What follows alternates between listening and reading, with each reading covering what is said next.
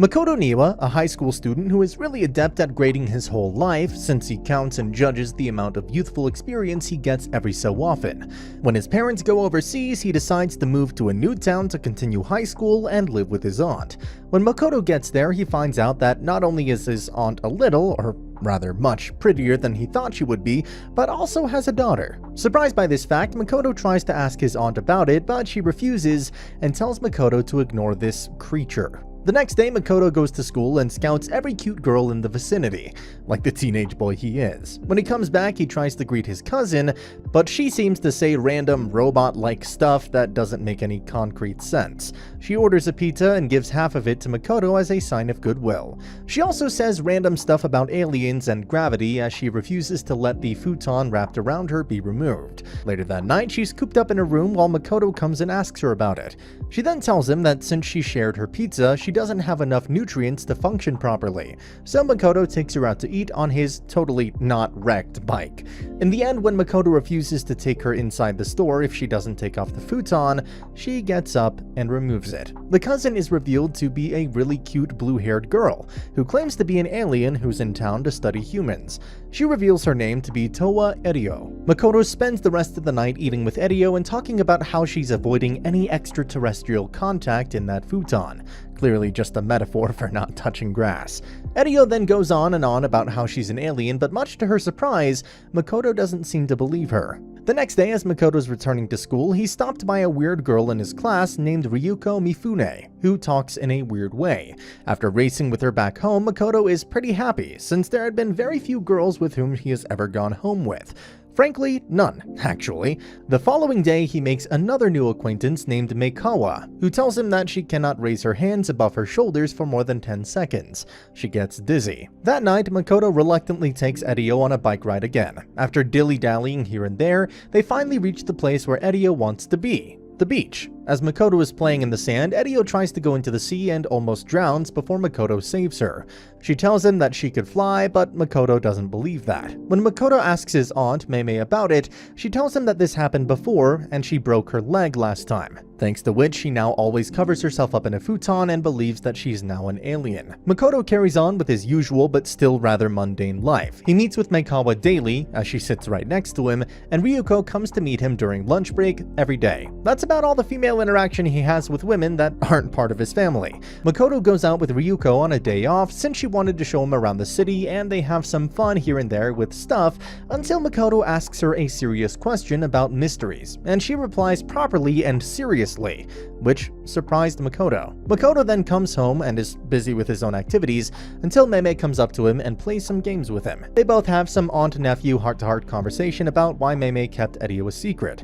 She was drunk and the father didn't exactly care about anything. She tells Makoto to leave Erio alone and to not get involved with her just because she's cute. Makoto then tries to smell the pillows and sheets, but is caught red-handed in his act.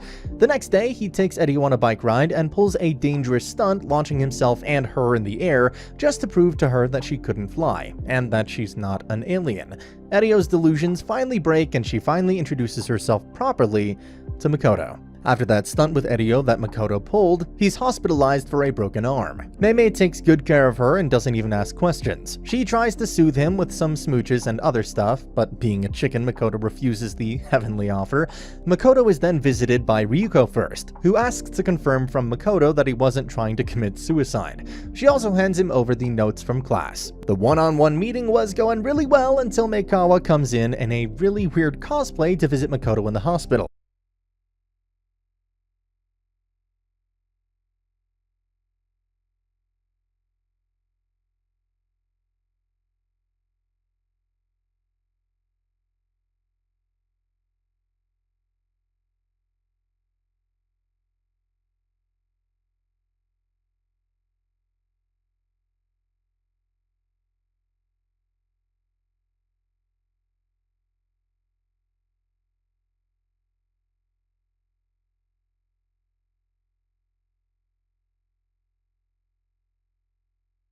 Meme is happy after receiving a present from Erio and tells her that they should celebrate her birthday the next day. Later that night, Meme teases Makoto some more, and the day is finally over. The next day, Makoto wonders about what to get for Erio with Ryuko, and she gets annoyed over it and calls him tactless.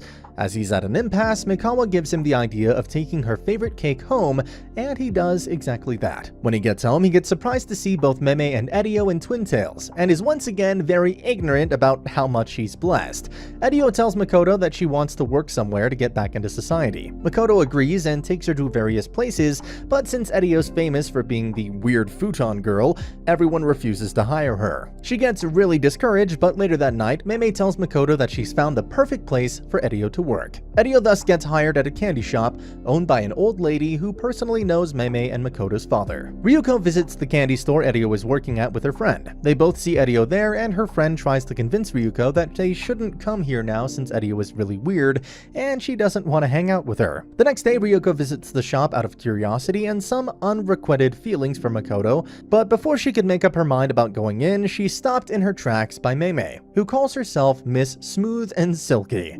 Clearly a fitting name for someone in her 40s. Later on, Ryuko talks to Makoto about Edio's bad reputation at school. She tells him that he shouldn't get so close to her as people don't like Edio, and will start hating Makoto too because of that.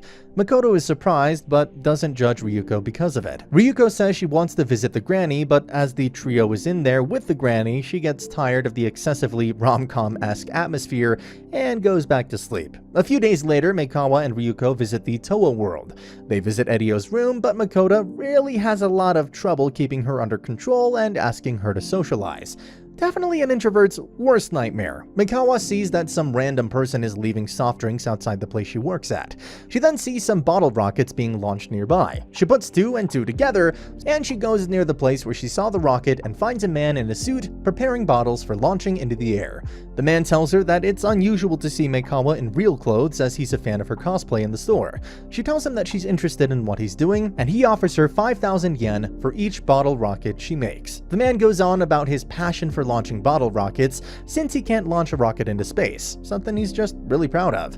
This show was definitely written by an astrologer. Everyone is a space fanatic. Meikawa accepts and comes to the Toa residence along with Ryuko to get their help in making these rockets. Everyone enjoys crafting the rockets, and then they make some makeshift food since none of them seem to be master chefs. Later that night, Ryuko tells Makoto that it's her birthday the next day. Makoto wishes her a happy birthday and tells her that he will always be on Edio's side. Ryuko then tells him she cannot be by Edio's side, but she will always be by Makoto's side. At the end of the episode, everyone goes to the beach together to launch the bottle rockets they had made. This episode focuses on Meme and shows all the events from her perspective. Meme was the one who instigated most of the incidents in the previous weeks. On June 12th, she comes across a bottle rocketeer who tests out a bottle rocket for her. The guy immediately asks to marry her since he's known her since childhood, while Meme doesn't even remember her name right. Yeah, that's how little attention girls pay to boys. Meme gets a flashback about the death of Grandpa and laments how sad her granny was since she couldn't do anything against the gods, so she referred to them as aliens. A mysterious boy named Elliot tells her it's nothing to worry about, since they can just fight back the aliens with faith. So Meme makes a request for the Rocketeer, who then seriously asks for her hand in marriage. Meme thinks about it a lot and goes on to refuse him. It is then revealed that the Rocketeer confused Edio from Meikawa, since both of them wore weird clothes. He was trying to woo Edio to get Meme to marry him. In the end, Meme carries Granny to the beach and they see the rocket launch together. Meme's request was to make the last one a big bang, so that Granny knows that the aliens aren't coming for her anytime soon. It really doesn't mean anything, but to be honest, it's cute and it's anime. Meikawa invites Makoto to play baseball with her and some other people. Makoto is quite hesitant as he's never really been that good of a sportsman, but in the end he agrees to do it as it's just something he does for fun. Forget overpowered, this guy is downright average in everything. During the game, Makoto meets some new people who generally joke about the fact that Meikawa still calls him a transfer student, to which Makoto is indifferent. Meikawa asks Makoto if she should have invited Ryuko, but he says that it's not that incentive. When Makoto comes back to the house, Edio asks him about his adventure outside. He tells her that he was playing baseball and that she can join too if she's interested. Edio blushes and goes to the other side of the garden. Makoto and Edio go stargazing later that night with Edio's new telescope, and Edio joins the baseball gang the next day.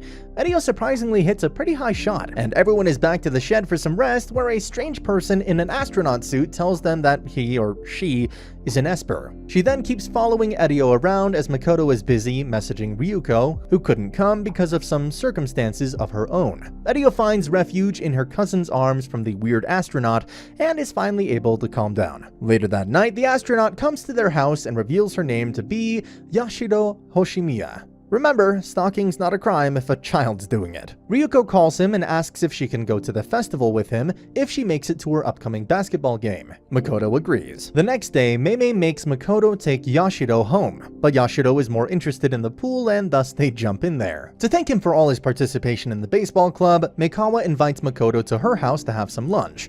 However, since no day is complete without any awkward child obsessed with aliens ruining it, he spots Yashiro lurking in her garden again and is once again annoyed by it. The next day, Ryuko tells Makoto to come to her basketball game since he promised her last week. There she meets her friend Miki and also runs into Yashiro again. The match begins and Ryuko starts playing. However, she isn't able to perform very well, leading her team to a severe disadvantage. Yashiro then reads the mood and encourages Makoto to cheer for her. Makoto then cheers for her and Ryuko is able to score some points thanks to all the encouragement, since skill really doesn't matter all that much. After the basketball game, it's now time for the first baseball game of the year. Since Makoto is playing, Ryuko is there to return the favor for him by cheering him on. However, things quickly turn south as Meikawa further runs away. He was supposed to be the main pitcher, but in the end, he abandons his post. Like most fathers don't come back when they go for milk. However, the best girl of the show, the young, the sweet Meimei, comes to the rescue to lead their team to victory. She puts Edio in charge of pitching, who surprises everyone with her skills since she's unpredictable and no one can compete with her. Makoto is given the responsibility of searching for the missing father. Makoto finds the father, but he says that he was only concerned about the intensity of the game. He tells him that everyone has fears in life, including himself, but they should always face these challenges head-on